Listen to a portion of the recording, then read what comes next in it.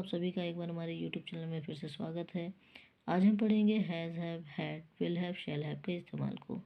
जब भी हम कभी has have had will have shall have की बात करते हैं तो ये हमारे ओनरशिप की बात करता है। मीन्स अगर हम बात कर रहे होते हैं कहीं भी पास या रखने की तो वहाँ पर हम has have had will have shall have में से ही कुछ लगाने वाले होते हैं। और किस प्रकार से इसका इस्तेमाल करते हैं, इसको हम सिंपल प्रेजेंट, सिंपल पास्ट और सिंपल फ्यूचर में इस्तेमाल करते हैं। जैसे सिंपल प्रेजेंट की बात हम कर रहे हैं जहाँ हमें हैज़ हैव की बात करनी है। हैज़ हमेशा सिंगुलर नंबर के साथ, जैसे ही she it name this that, और हैव हमेशा हमें I we you they this those there group के साथ करना होता है। जैसे कि यहाँ कुछ एग्जाम्पल्स आपको दिए हुए हैं दोस्तों। फर्स्ट पर्सन, सेकंड पर्सन और थर्ड पर्सन सब्जेक्ट के साथ हमको एग्जाम्पल दिया गया। जैसे आई हैव अ कार, मेरे पास एक कार है। वी हैव अ कार, हम लोगों के पास एक कार है, या हम लोगों के पास कार है, दोनों एक बात है। दूसरा, यू हैव अ कार, तुम्हारे पास कार है या आपके पास कार है। ही शी इट, कोई भी चीज़ आती है हमेशा हमें हैज़ लगाना, जो कि यहाँ एग्जाम्पल में दिख रहा है। He has a car, Mohan has a car, she has a car, it has a car, like that.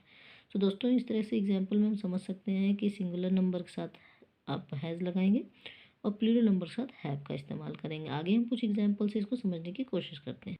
दोस्तों यहाँ पर आप एग्जाम्पल देख पा रहे होंगे, मेरे पास दवात है, मीन्स इंक पॉट की बात हो रही है इसमें। इसको इंग्लिश में कैसे बनाएंगे, I have an ink pot. दोस्तों यहाँ पर हम रूल को देख लेते हैं। सब्जेक्ट सबसे पहले लगता है, फिर हैज़ हैव सब्जेक्ट के अकॉर्डिंग हमें इस्तेमाल करना है, फिर हमारा कॉम्प्लीमेंट्री वर्ड आ जाता है। दोस्तों हम अगले लाइन में चलते हैं, जिसमें एक सेंटेंस में रखता हूँ दिया हुआ है। मैं आईना रखता हूँ या मेरे पास आईना है, दोनों की का अर्थ एक ही होता है। मैंने शुरुआत में ही आपको बता दिया कि हैज़ हैव का इस्तेमाल पास और रखने के संदर्भ में किया जाता है, भाव में किया जाता है, जिसमें हम स्वामित्व की बात, मीन्स ओनरशिप की बात करते हैं। मैं आईना रखता हूँ या मेरे पास आईना है, दोनों एक बात है। I have a mirror. दोस्तों ठीक उसी प्रकार यहाँ पर सेंटेंसेस दिए हैं, जो अब आप ट्रांसलेट करके हमें कमेंट बॉक्स के माध्यम से बताएंगे, और सेंटेंस आपका कितना सही हो रहा है, कितना गलत हो रहा है, ये आपको हम आंसर करेंगे। दोस्तों आप देख पा रहे होंगे कि यहाँ पे कुछ एग्जाम्पल दिए हुए हैं जो आपको करके हमें भेजने हैं। आगे हम लोग देखते हैं कुछ और ट्रांसलेशंस। दोस्तों यहाँ पर कुछ एग्जाम्पल दिए हुए हैं जिसको आप खुद से ट्रांसलेट कर सकते हैं। साथ ही यहाँ पर कुछ वर्ड पार्ट दिए हैं। पहले भी हम कई सारे चैप्टर्स में आपको बताते रहे हैं कि बिना वर्ड पावर के हम ट्रांसलेशंस नहीं कर सकते, इवन इंग्लिश लिख नहीं सकते, पढ़ नहीं सकते, ना बोल सकते हैं। तो हमें वर्ड पावर बहुत ही ज़रूरी हो जाता है जब हम इंग्लिश से हिंदी या हिंदी से इंग्लिश ट्रांसलेशन करने की बात करते हैं। दोस्तों फिर हम देखते हैं यहाँ पर एक छोटा सा एक पैराग्राफ है जिसको आपको ट्रांसलेशन करना है हिंदी में, ठीक है। फिर आते हैं हम लोग नेगेटिव सेंटेंस की तरफ। दोस्तों यहाँ पर देखिए कुछ एग्जाम्पल दिए हुए हैं आपको समझाने के लिए।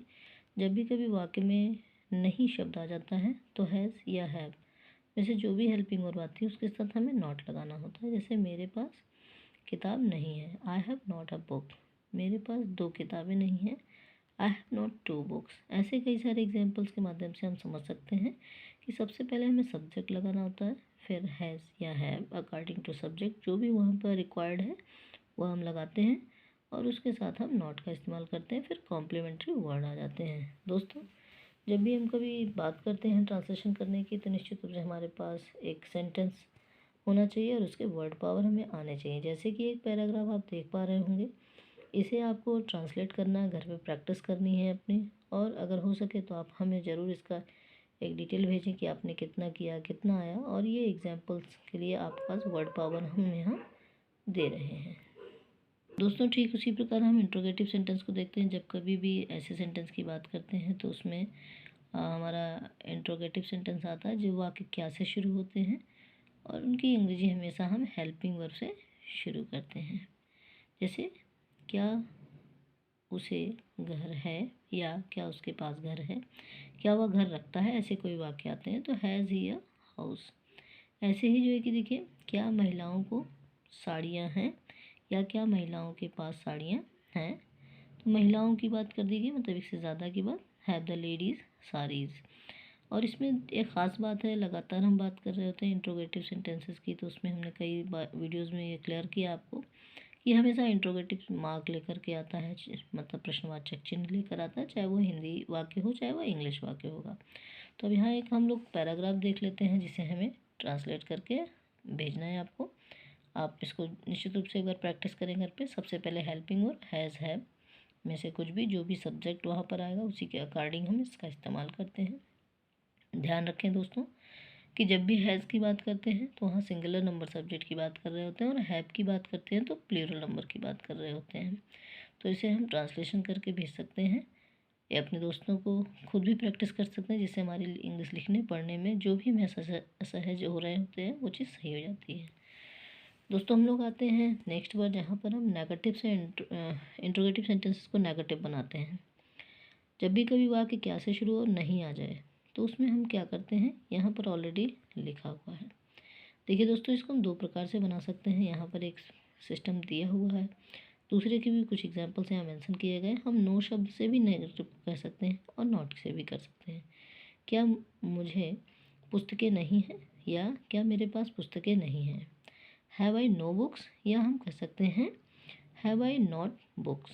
ठीक है, दोनों ही तरह से हम सेंटेंस को बना सकते हैं। क्या हम लोगों को धैर्य नहीं है, या क्या हम लोगों के पास धैर्य नहीं है। हैव वी नो पेशेंस, या हैव वी नॉट पेशेंस। ऐसे कई सारे एग्जाम्पल जो यहाँ आप देख पा रहे होंगे, आसानी से ट्रांसलेशन कर सकते हैं। दोस्तों यहाँ पर कुछ पैराग्राफ वर्ड पावर के साथ दिया हुआ है और आपको क्या करना है, इसे ट्रांसलेशन करना है, प्रैक्टिस करनी है। आज के लिए इतना ही दोस्तों, हम फिर कल अगली क्लास में पढ़ेंगे किस तरह से ट्रांसलेशन करना है और कैसे हम आगे के यूजेस को जानेंगे। आज के लिए इतना ही। Thank you so much, bye bye and take care. आपका दिन शुभ हो।